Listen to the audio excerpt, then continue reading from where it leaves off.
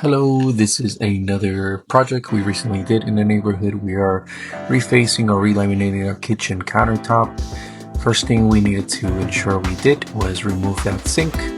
It had a bunch of silicone, so we're just using our blade to ensure that we loosen everything up. We go under, remove all the different hardware and more silicone, just to make sure that it would come up. Using some pry bars and some blades here, just to make sure that we were able to get that out. It had been years since it had been installed, and so we really needed to get it there. So finally was able to pull that out, hand that over to the client.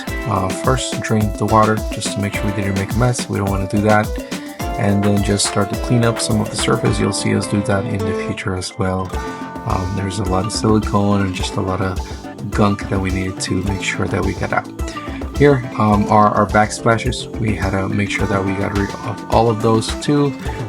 Not get rid of, but just uninstall. So we got under the counter, gotta pull out all those pots and pans to make sure that we get access to the screws that are holding them down. And let me tell you, there was a lot of screws just to make sure that the actual countertop stays flush to those backsplashes. So we had to make sure that we took care of that. It was a bit of a pain getting under those cabinets, but we were able to get everything out successfully. We had to make sure that not only did we get the screws out, but there were staples also holding them, so just making sure that we got rid out of all of those to make sure that we got a clean surface. Talking about clean, going into the car, just getting a sander.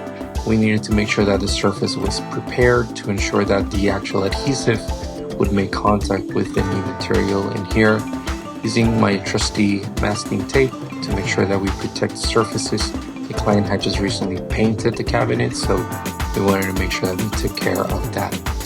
It's always about the details. And our friend Moy showed up just to give us a helping hand. We needed to move some of that counters, so here we're just measuring, trying to figure out what we are going to do in terms of placing. And that's it for this video. I will catch you guys the next time with part 2.